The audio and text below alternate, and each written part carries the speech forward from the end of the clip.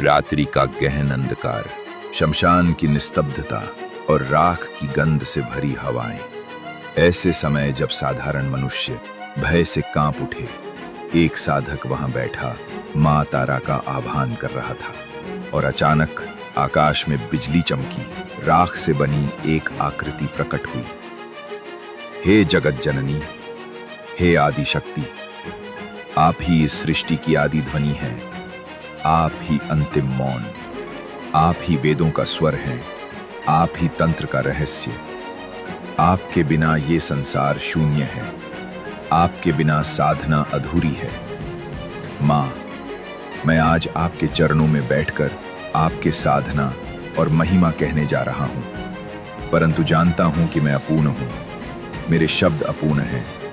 कभी मेरे मुख से अशुद्ध वचन निकल जाएं, कभी कोई अपशब्द बह जाए, तो मां, अपने बालक को क्षमा करना, क्योंकि पुत्र के दोष को मां ही क्षमा कर सकती है। मां तारा महाविद्याओं में द्वितीय महाविद्या है। वे नीलवर्णा, कराल वदना, शवासना, करुणामयी उग्र रूपिणी है। उनके नेत्र अग्नि ज्योति समान, उनकी जिह्वा रक्त रंजिता, उनके कर में खड़ग और कपाल शोभायमान। तारा न केवल संहारिणी है, अपितु मात्र भाव समन्विता भी। वे मृत्यु के भयनाशिनी है और साधक को निर्भय कर भवसागर से पार कराती है। शमशान स्थली साधक हेतु परीक्षा गृह है। वहां भूत, प्रेत, शून्यता और नाश के दृश्य प्रत्यक्ष होते हैं। जो वहां डगमगाता है वह संसार के बंधनों से कैसे मुक्त होगा? ऋषियों ने कहा है, अत्रैव देहिनो मरणम दृश्यते, अतैव जन्म मरण चक्रस्य रहस्यम प्रकटते। अर्थात श्मशान में बैठकर जब साधक तारा का स्मरण करता है, तब वह मृत्यु के भय को जड़ से उखाड़ देता है। पुराणों में प्रसिद्ध है कि जब नीलकंठ शिव हलाहल विष से मूर्छित हुए, तब मां तारा देवी प्रकट हुई। उन्होंने शिव को अपनी कांति से पोषित किया, उन्हें पुनः चेतना दी।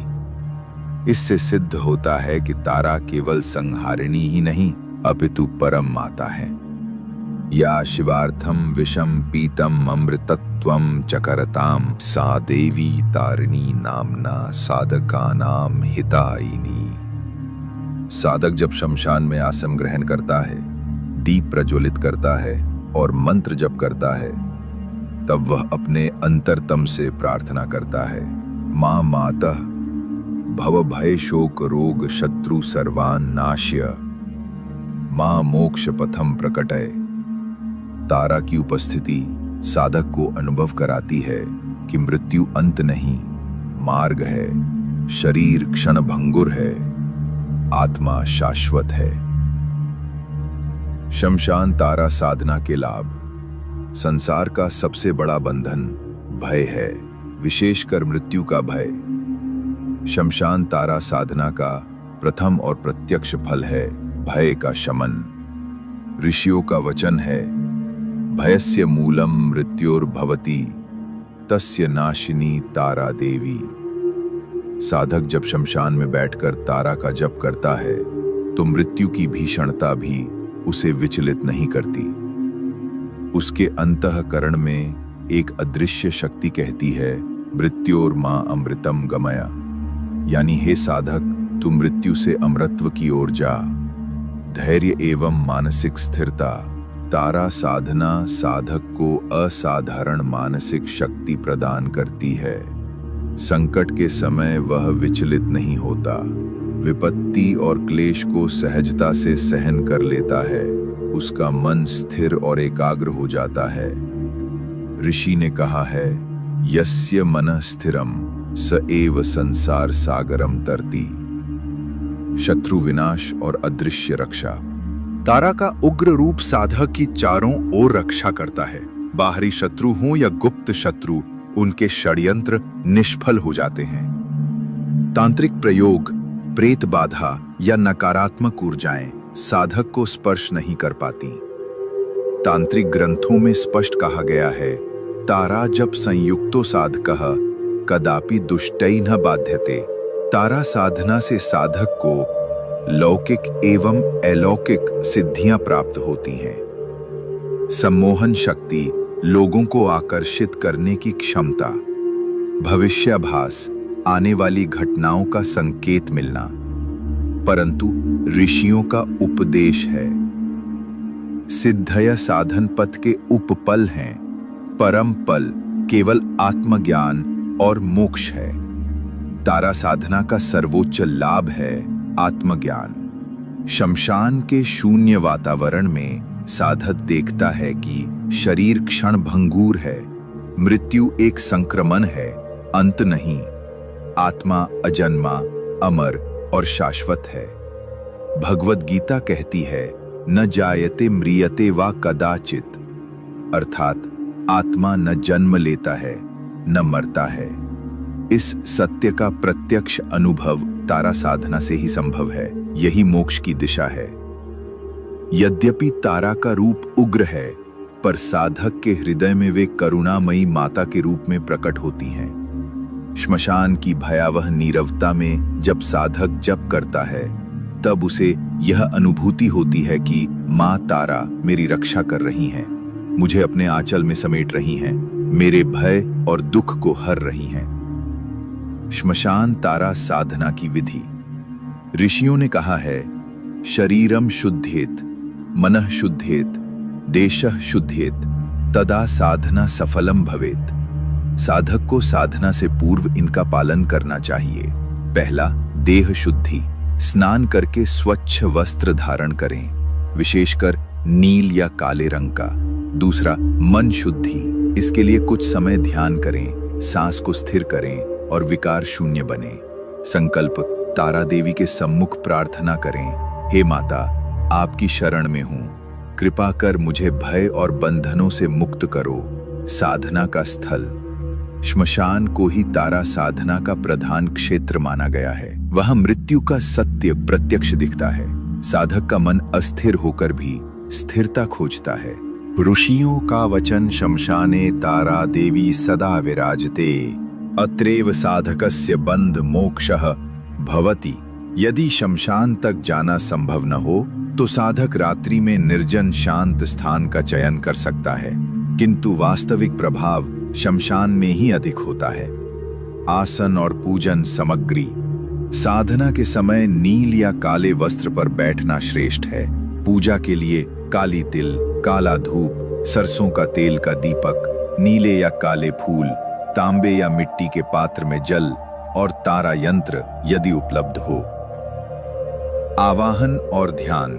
साधक सबसे पहले 3 बार प्राणायाम करके मन को स्थिर करे, फिर माता तारा का ध्यान करे। नीलवर्णा, शव पर आसनस्थ, कपाल माला से विभूषिता, हाथों में खड्ग और कपाल धारण किए हुए, नेत्र अग्नि ज्योति के समान, स्वरूप में उग्र परंतु हृदय में करुणामयी।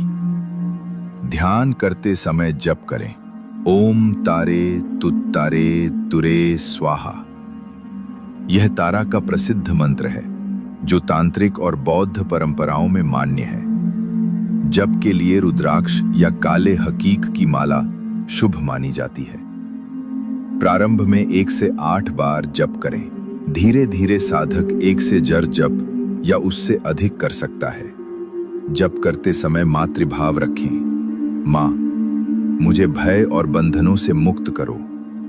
ऋषि कहते हैं, मंत्रे श्रद्धा यत्र तत्रैव सिद्धि, मंत्रे अश्रद्धा यत्र तत्र निष्फलता।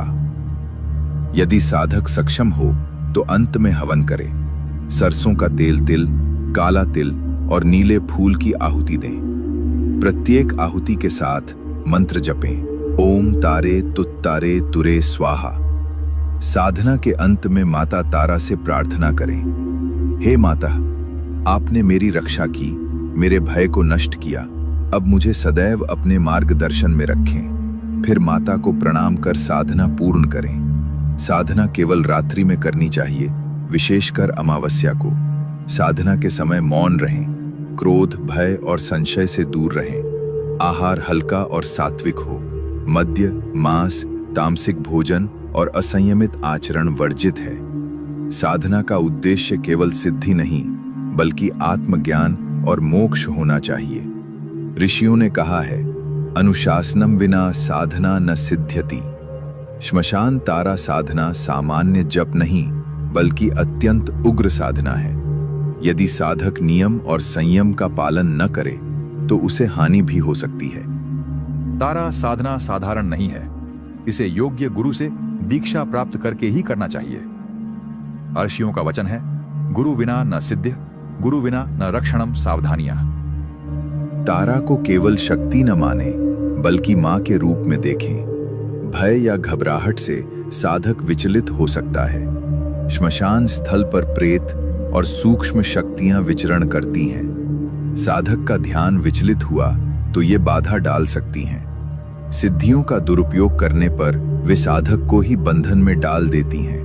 तंत्र शास्त्र कहता है, सिद्धयः यदि दुरुपयोगिता साधकम नरक पथम नयन्ति। साधना के बाद माता तारा का आभार प्रकट करना अनिवार्य है।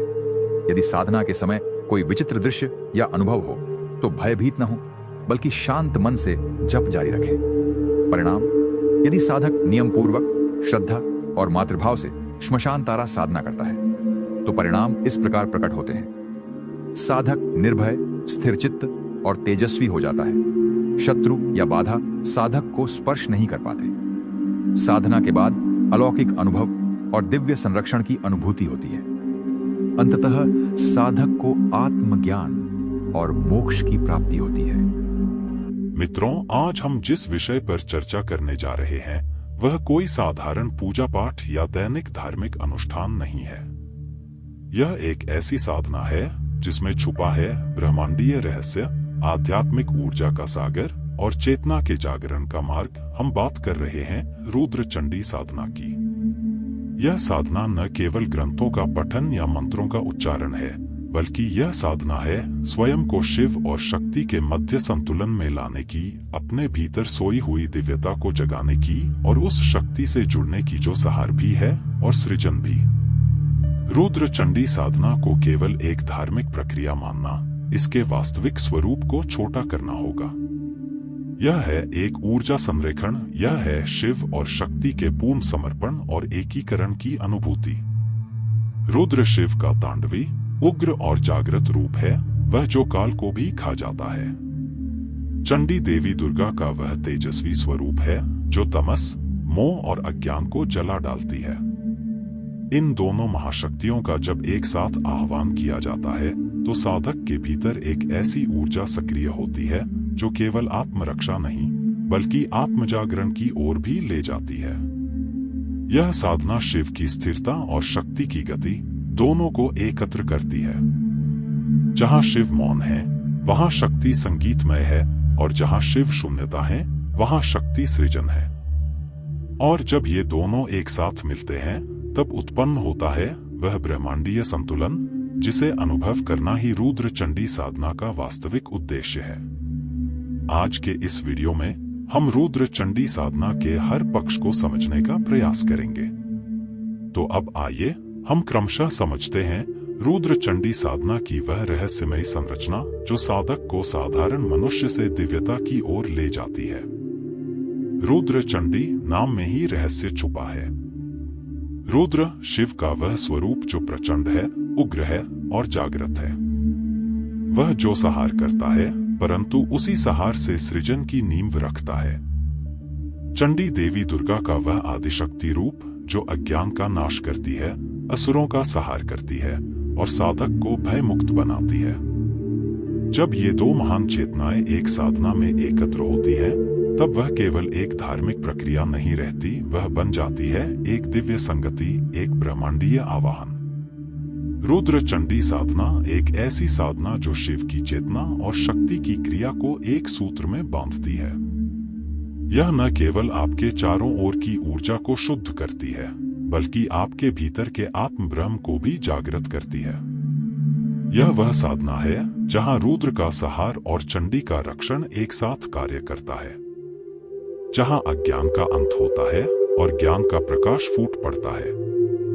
यह साधना है विकराल में करुणा देखने की यात्रा, अंधकार में ज्योति खोजने की साधना।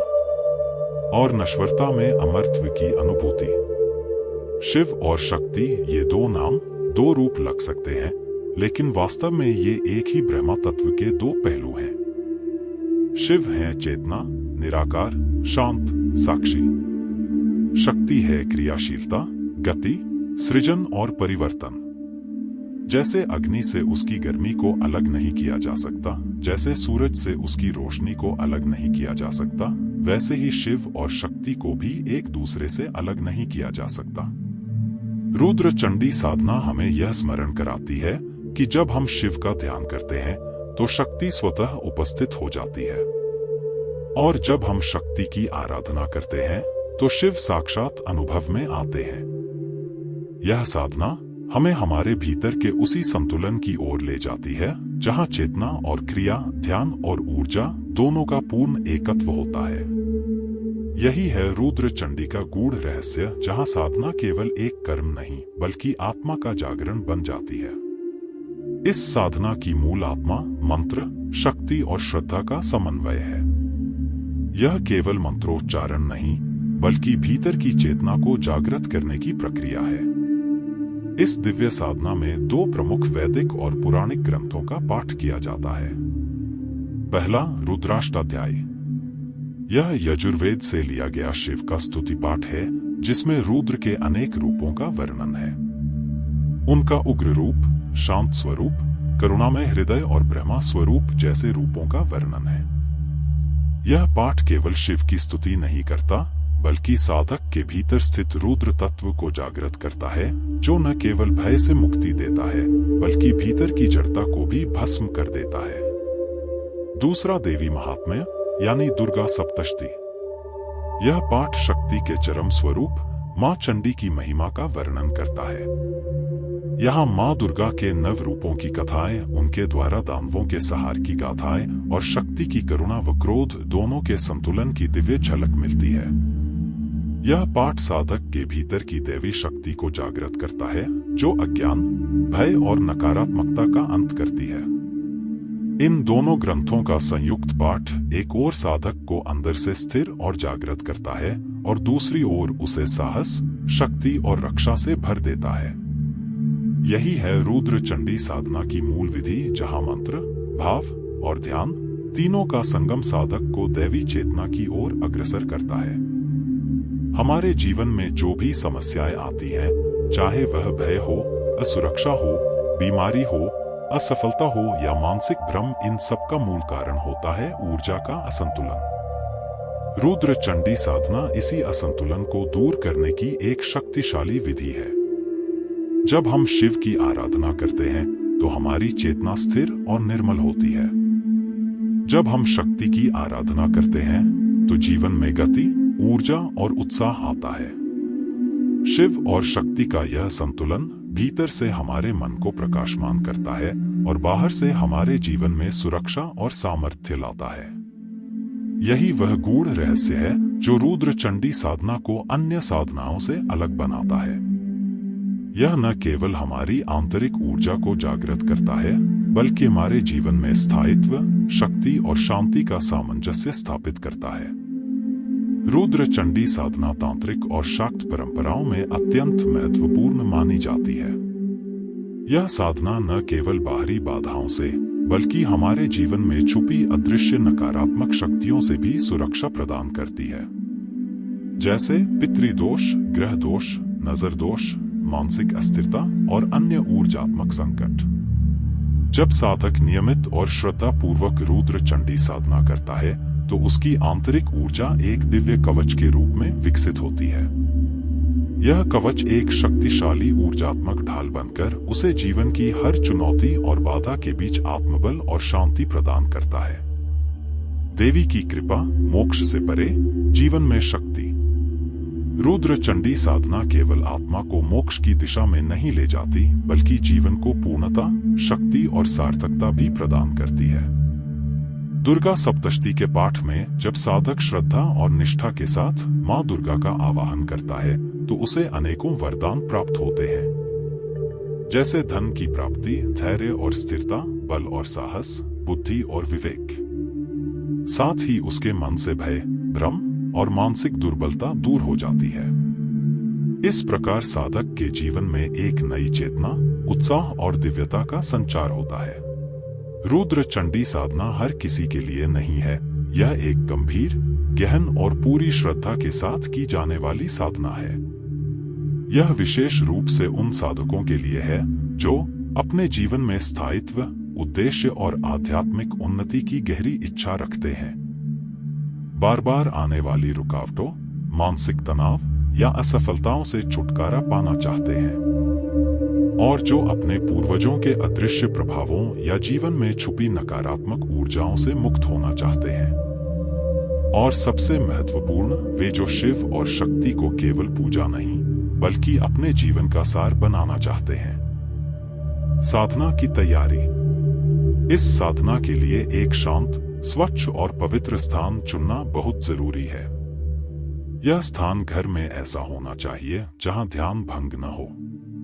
आदर्श समय सुबह का ब्रह्म मुहूर्त, लगभग सूर्योदय से पहले का समय या संध्या काल होता है।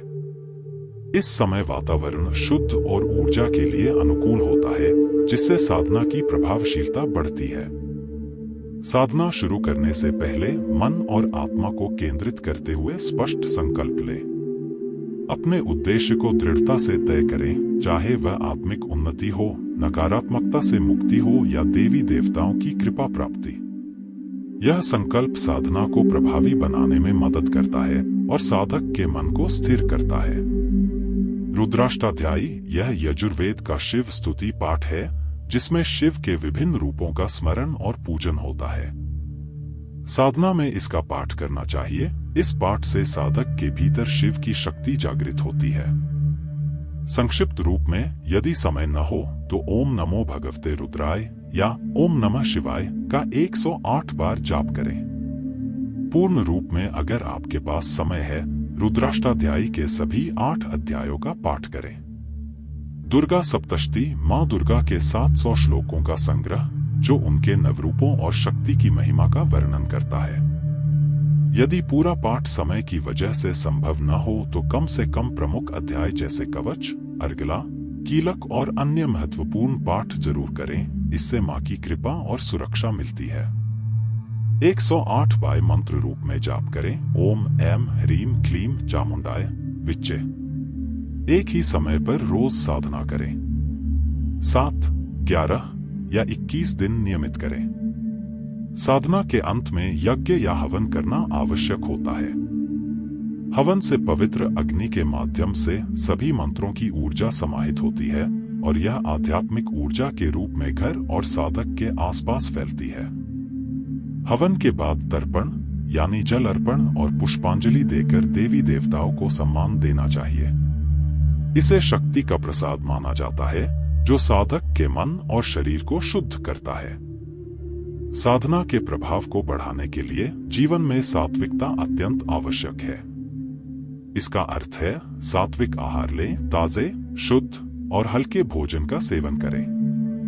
ब्रह्मचर्य का पालन करें, यानी वाणी, मन और कर्म में संयम रखें। अनावश्यक क्रोध, लोभ और गलत प्रवृत्तियों से बचें।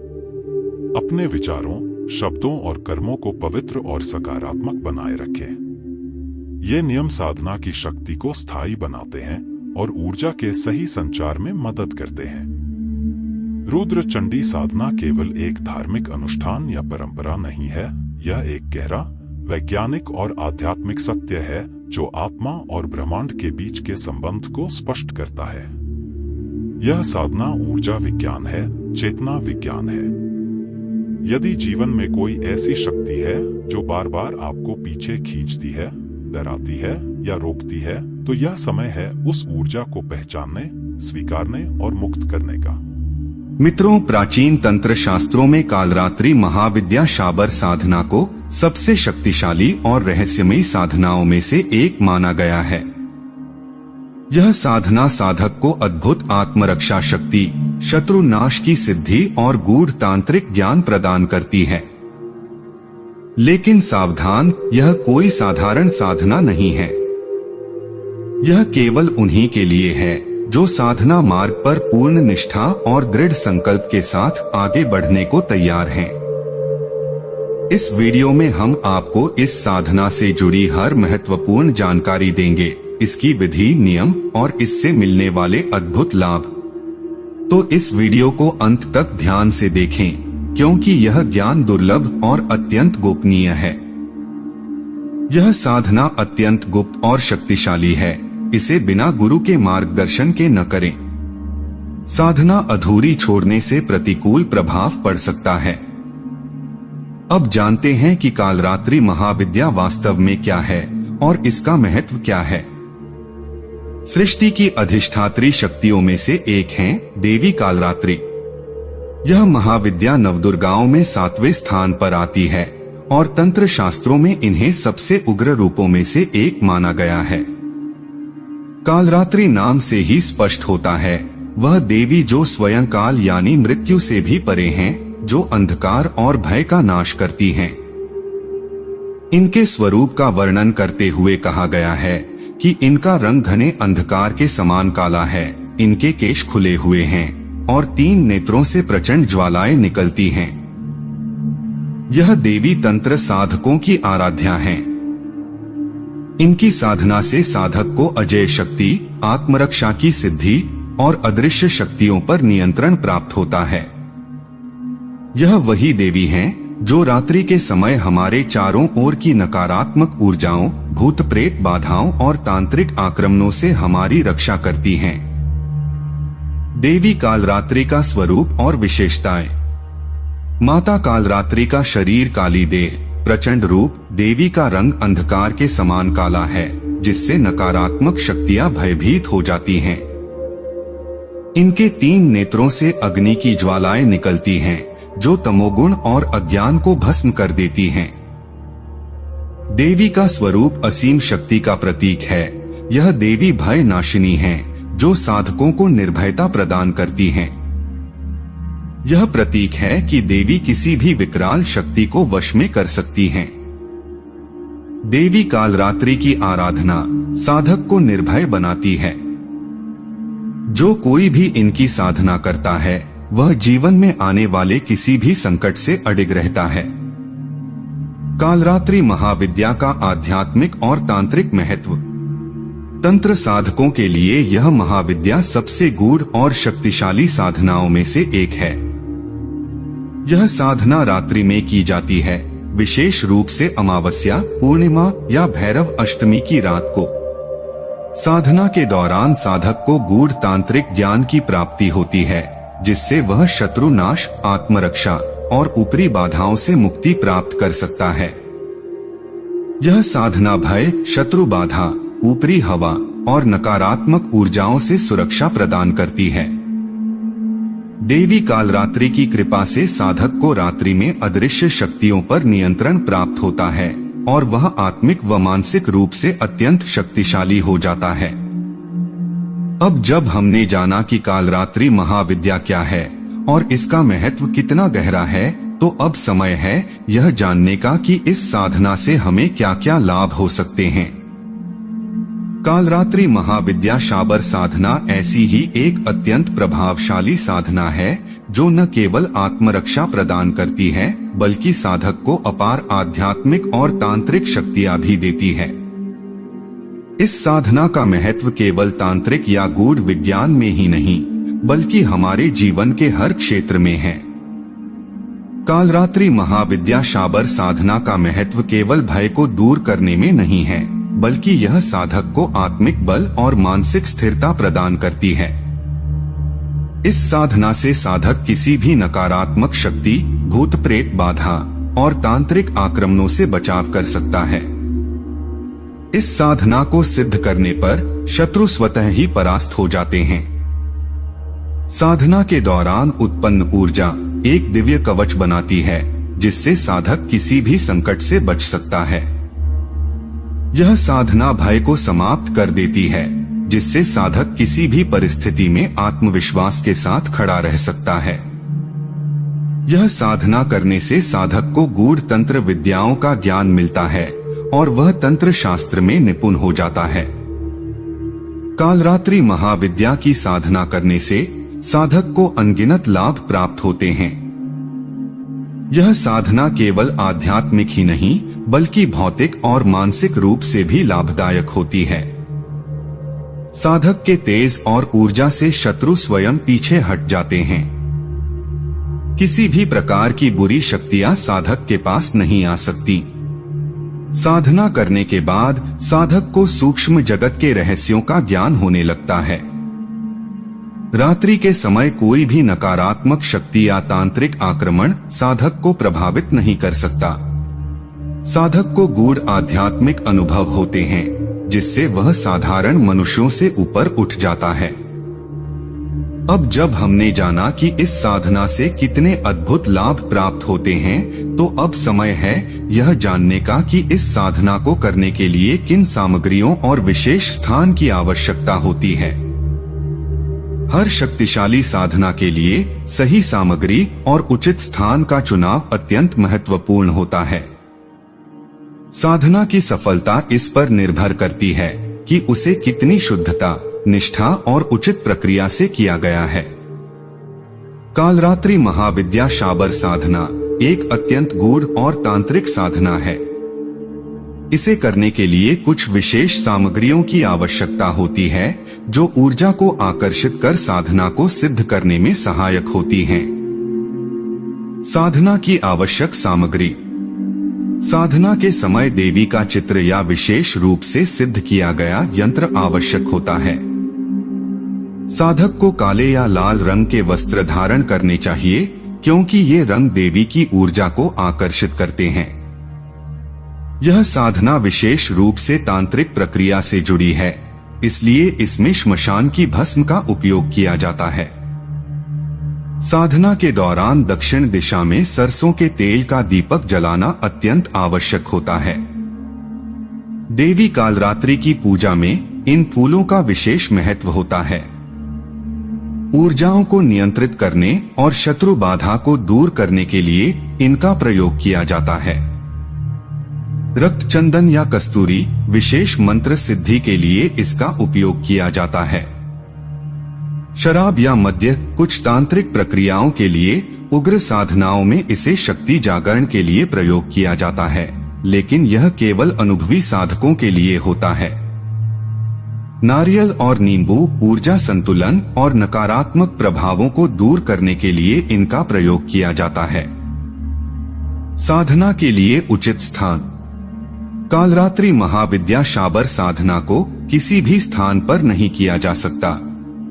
इसके लिए एक विशेष और ऊर्जावान स्थान आवश्यक होता है, जहां साधक को अधिकतम आध्यात्मिक शक्ति प्राप्त हो। यह साधना के लिए सर्वोत्तम स्थान माना जाता है, क्योंकि यहाँ ऊर्जाएं अत्यंत प्रबल होती हैं। जहाँ कोई बाहरी बाधा न हो और साधक पूरी तरह से ऊर्जा केंद्रित कर सके। विशेष शक्तिशाली मंदिर या शक्तिपीठ, जहाँ देवी की ऊर्जा पहले से ही जागृत हो।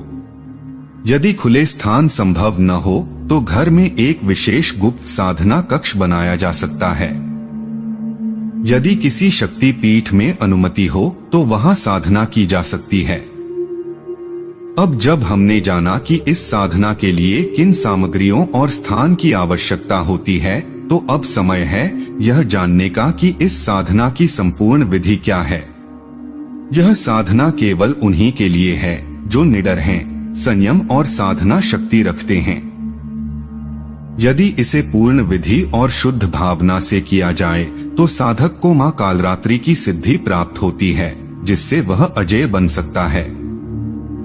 अब हम इस गूढ़ साधना की संपूर्ण प्रक्रिया को चरणबद्ध रूप से समझेंगे। साधना प्रारंभ करने से पहले आवश्यक नियम। साधना शुरू करने से पहले शुद्ध और सात्विक आहार ग्रहण करें। साधना के दिनों में मांस, मद्य और अन्य तामसिक पदार्थों से दूर रहें। साधना के दौरान ब्रह्मचर्य का पालन करें और किसी भी प्रकार के नकारात्मक विचारों से बचें। साधना रात्रि के समय ही करें, विशेष रूप से अमावस्या, पूर्णिमा या भैरव अष्टमी की रात। साधना स्थल को पूर्ण रूप से शुद्ध कर लें, गंगा जल या गोमूत्र से पवित्र करें। काले या लाल वस्त्र धारण करें और रुद्राक्ष या काली हकीक की माला पहनें। दीपक जलाते समय मंत्र का जाप करें और साधना स्थल पर कोई भी अवांछित व्यक्ति न हो। साधना विधि: रात्रि 10 बजे के बाद किसी भी एकांत स्थान, श्मशान, तांत्रिक पीठ या गुप्त साधना कक्ष में बैठ जाएं। मां कालरात्रि का चित्र या यंत्र सामने रखें और दीपक जलाएं। अपने चारों ओर एक सुरक्षा घेरा भस्म या काले तिल से बनाकर बैठें। काले या लाल आसन पर विराजमान होकर उत्तर या पूर्व दिशा की ओर मुख करें। प्रारंभिक पूजन और ध्यान: 3 बार गहरी सांस लें और मन को एकाग्र करें।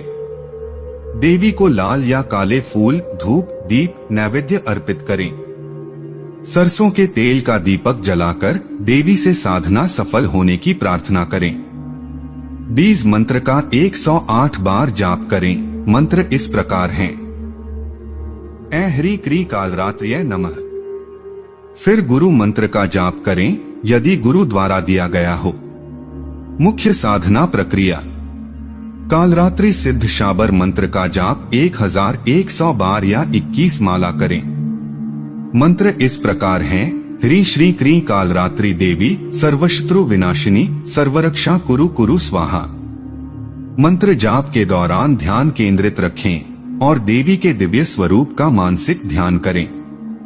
प्रत्येक माला के बाद मां कालरात्रि को काले तिल या लाल फूल अर्पित करें। मंत्र जाप समाप्त होने के बाद देवी को विशेष भोग अर्पित करें। साधना की पूर्णता और विसर्जन: साधना समाप्त होने के बाद देवी को प्रणाम करें और आभार व्यक्त करें। बचे हुए प्रसाद को किसी शक्तिपीठ, नदी या पीपल वृक्ष के नीचे अर्पित करें। साधना स्थल को शुद्ध करें और यदि कोई यंत्र या ताबीज सिद्ध करना हो तो उसे सुरक्षित स्थान पर रखें। तुरंत किसी से साधना के बारे में चर्चा न करें और 7 दिनों तक साधना स्थल को पुनः न छुएं। विशेष सावधानियां: यह साधना अत्यंत उग्र है, इसलिए इसे केवल गुरु निर्देशानुसार करें। मंत्रों का सही उच्चारण आवश्यक है, अन्यथा परिणाम विपरीत हो सकते हैं। यदि साधना के दौरान कोई अनहोनी संकेत मिले, जैसे डर, अजीब आवाजें, ऊर्जा असंतुलन, तो तुरंत रुक जाएं और गुरु से मार्गदर्शन लें। यह साधना खेल नहीं, यह एक गंभीर तांत्रिक प्रक्रिया है, इसलिए इसे हल्के में न लें। अब जब हमने जाना कि कालरात्रि महाविद्या शाबर साधना को कैसे करना है, तो अब समय है यह जानने का कि साधना के बाद हमें किन विशेष संकेतों और अनुभूतियों पर ध्यान देना चाहिए। कालरात्रि महाविद्या शाबर साधना अत्यंत शक्तिशाली और उग्र साधना है। यह साधना साधक को अपार तांत्रिक और आध्यात्मिक शक्तियां प्रदान कर सकती है, लेकिन साथ ही यदि इसे अनुचित विधि से किया जाए तो यह घातक भी हो सकती है। इसलिए इस साधना को करते समय कुछ महत्वपूर्ण सावधानियों का पालन करना अनिवार्य है। मित्रों, क्या आप जानते हैं कि केवल 108 बार नवार्ण मंत्र का जाप आपकी पूरी जिंदगी बदल सकता है? और क्या आप माता दुर्गा से सीधे बात कर सकते हैं?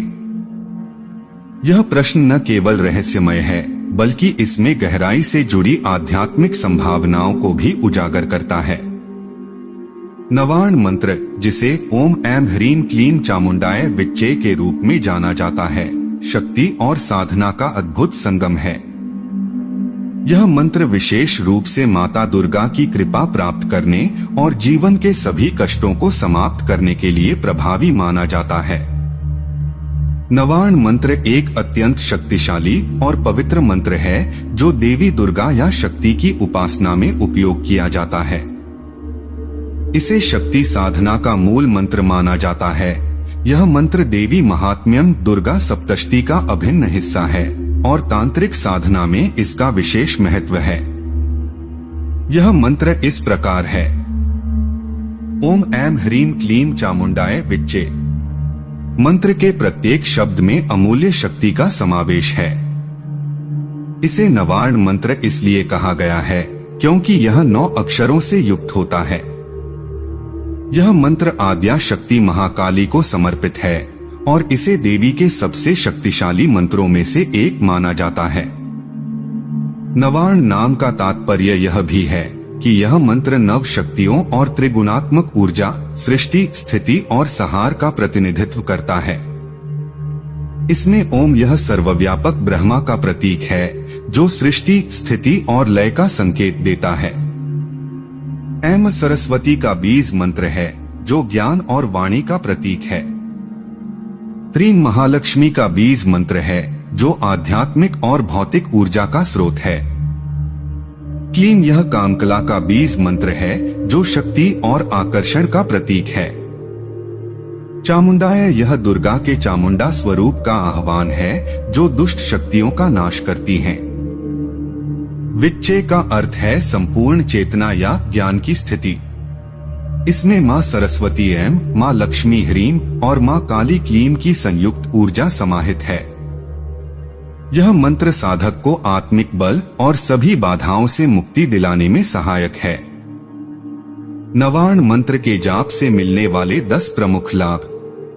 मित्रों, नवार्ण मंत्र के जाप से छात्रों को शिक्षा के क्षेत्र में उन्नति मिलती है, उनकी पढ़ने की शक्ति तीव्र हो जाती है तथा पढ़ा हुआ हर एक चीज अच्छी तरीके से याद रहता है। जिन व्यक्तियों को व्यापार और व्यवसाय में घाटा ही घाटा सहना पड़ता है या फिर वह इसे संचालित करने में असमर्थ रहते हैं, उनके लिए नवार्ण मंत्र का जाप बहुत लाभकारी है। इसके जप से व्यवसाय और करियर में उन्नति और प्रतिष्ठा प्राप्त होती है। यह मंत्र भय को दूर करता है और साहस बढ़ाता है, व्यक्ति के हाथ में बाल को और आत्मविश्वास को मजबूत बनाता है। ऐसे बहुत से लोग होते हैं जो किसी से बात करने में डरते हैं, घबराते हैं या फिर अपने मन की बात को स्पष्ट रूप से नहीं कह पाते हैं। लेकिन नवार्ण मंत्र के जाप से व्यक्ति के अंदर इतना आत्मविश्वास आ जाता है कि वह किसी से भी नजरें मिलाकर और बेझिझक बातें कर सकता है।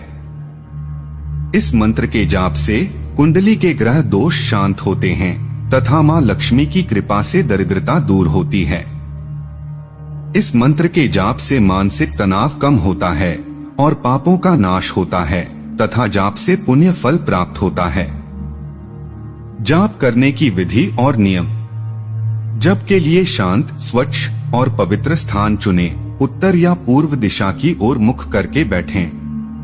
मंत्र जाप से पूर्व स्नान करें और स्वच्छ वस्त्र पहनें तथा मानसिक रूप से सकारात्मक और एकाग्रचित्त रहें। आसन के लिए कुश, रेशम या ऊन का आसन श्रेष्ठ है तथा रुद्राक्ष या स्फटिक माला का प्रयोग करें। जप शुरू करने से पहले माँ चामुंडा का ध्यान करें। मंत्र जाप के लिए एक संकल्प लें, जैसे मैं अमुक कार्य के लिए अपनी इच्छा बोले पूर्ण होने हेतु नवार्ण मंत्र का जप कर रहा या कर रही हूँ। जप प्रक्रिया। माला को दाहिने हाथ से पकड़े, माला के मेरु यानी मुख्य मनका को पार न करें। मंत्र का उच्चारण स्पष्ट, धीमी गति से और श्रद्धा के साथ करें। प्रतिदिन कम से कम 108 बार यानी एक माला जप करें, लेकिन सिद्धि के लिए 1,25,000 जप आवश्यक है। जप का सही समय प्रातःकाल यानी ब्राह्म मुहूर्त, सूर्योदय से पूर्व का समय सबसे शुभ माना जाता है। यदि तांत्रिक विधि से जप कर रहे हो तो रात्रि का समय, विशेषतः अष्टमी या नवमी उपयुक्त है। नवरात्रि के 9 दिन इस मंत्र जप के लिए अत्यंत प्रभावी होते हैं। विशेष नियम और सावधानियां। साधना के दौरान सात्विक और शुद्ध भोजन ग्रहण करें। हर दिन एक ही समय और स्थान पर जप करें तथा मंत्र का गलत उच्चारण न करें। जप के समय मौन रहना और बाहरी विकर्षण से बचना चाहिए। जब मंत्र सिद्ध होता है तब जप के दौरान ऊर्जा का अनुभव होता। निरंतर जप से मन में शांति और सकारात्मकता का संचार होने लगता है। साधना के दौरान कठिन से कठिन परिस्थितियों का समाधान सहजता से हो जाता है। अब प्रश्न आता है कि क्या प्रतिदिन 108 बार इस मंत्र के जाप से माता का दर्शन हो सकता है? इसका उत्तर है हाँ, माता के दर्शन अवश्य हो सकता है। मंत्र जाप के माध्यम से माता के दर्शन संभव हैं, लेकिन यह पूर्णतः साधक के दृढ़ विश्वास, नियम और साधना पर निर्भर करता है। मंत्र जाप का प्रभाव साधक के भीतर श्रद्धा और विश्वास पर आधारित होता है। यदि साधक को अपने इष्ट और मंत्र की शक्ति पर अटूट विश्वास है, तो वह अपने मन और आत्मा को आध्यात्मिक रूप से केंद्रित कर पाता है। मंत्र साधना में नियम और अनुशासन का पालन अत्यंत महत्वपूर्ण है। निश्चित समय, स्थान और विधि के साथ नियमित जाप से ऊर्जा का संचार होता है, जिससे साधक दिव्य अनुभूतियों के निकट पहुंचता है। माता के दर्शन के लिए गहन साधना और तप की आवश्यकता होती है। केवल जाप करना पर्याप्त नहीं। साधक को आहार, विचार और आचरण की पवित्रता बनाए रखनी होती है। नियमितता और धैर्य के साथ की गई साधना ही दिव्य कृपा के मार्ग खोलती है। मंत्र जाप के दौरान यह समझना आवश्यक है कि माता का दर्शन भौतिक रूप से होना अनिवार्य नहीं है। यह दर्शन कई रूपों में हो सकता है, जैसे भीतर शांति और आनंद का अनुभव, समस्याओं का समाधान, सपने या आंतरिक संकेत के रूप में माता की कृपा। इसलिए मंत्र जाप को केवल दर्शन के उद्देश्य से न करें, इसे अपनी भक्ति और माता के प्रति समर्पण का माध्यम मानें। जब साधक की भक्ति और साधना परिपक्व होती है, तब माता स्वयं उसे अपनी उपस्थिति का आभास कराती हैं।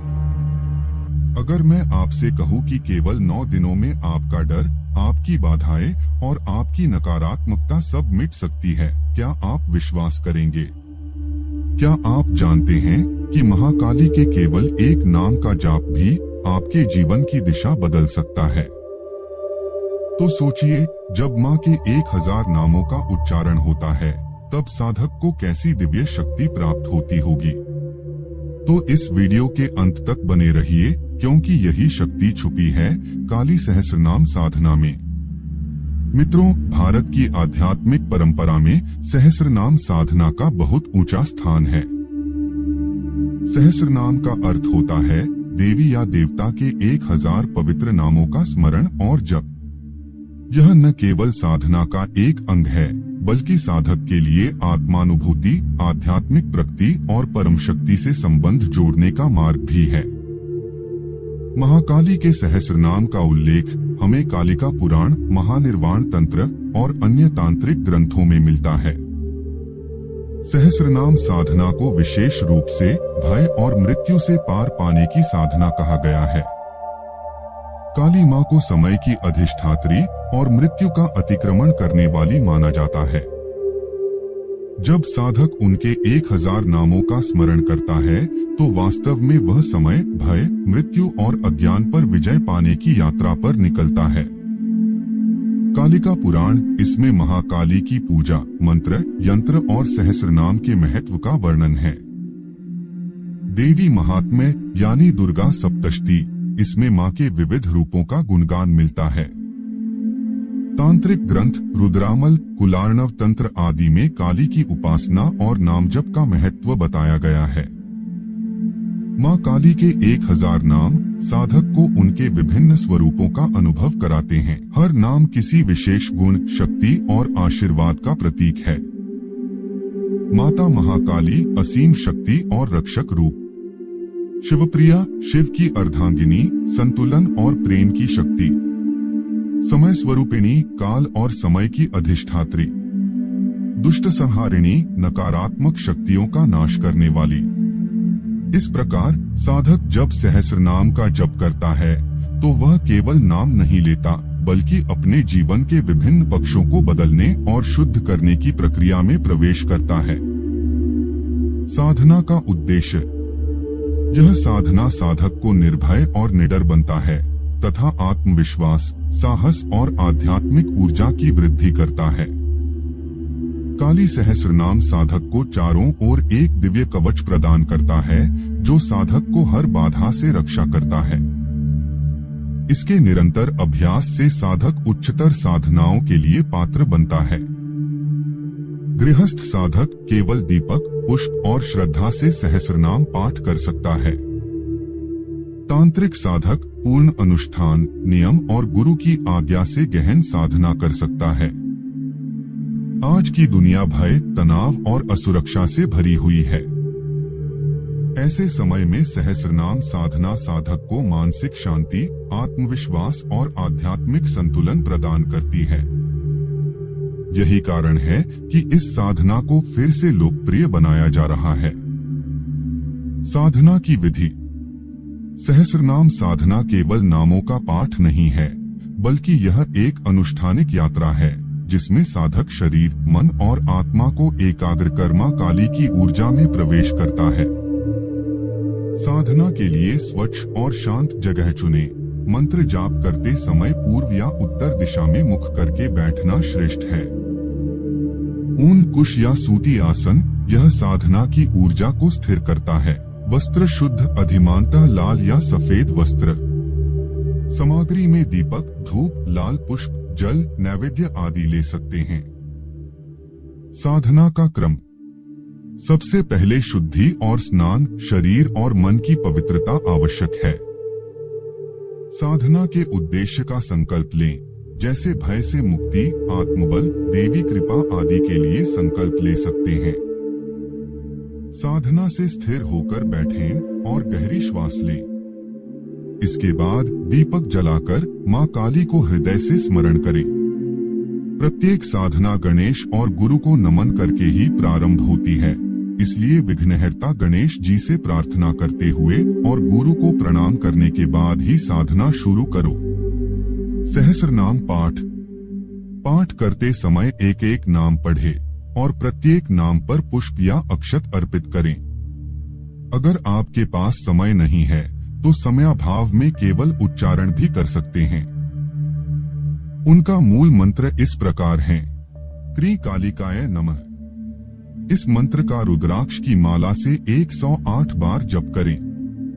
जप करते समय मां का ध्यान करें, मां काली का स्वरूप मन में लाएं। साधना पूर्ण होने पर समापन आरती और पुष्पांजलि अर्पित करें। साधना के अंत में हाथ जोड़कर मां से क्षमा याचना प्रार्थना करें। हे जगजननी, यदि उच्चारण या भाव में कोई त्रुटि हुई हो तो माता क्षमा करें। साधना के विशेष अवसर। अमावस्या की रात्रि में काली उपासना का सबसे श्रेष्ठ समय माना जाता है, इसलिए इस दिन साधना करने से जल्दी सफल होते हैं।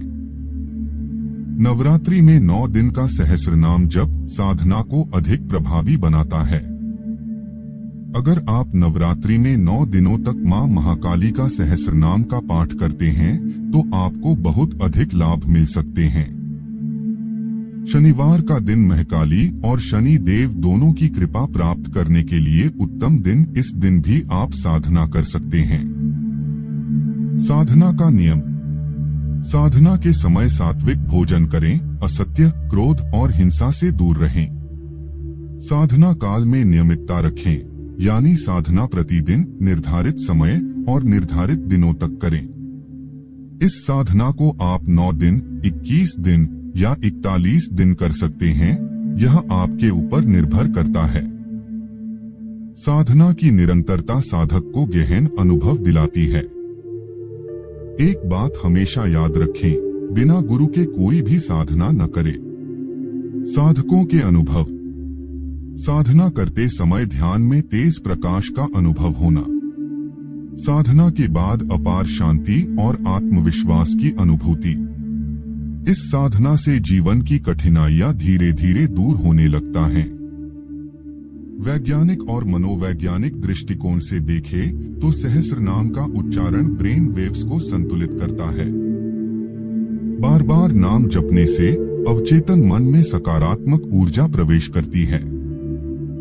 यह मंत्र ध्यान की तरह तनाव और अवसाद को कम करता है।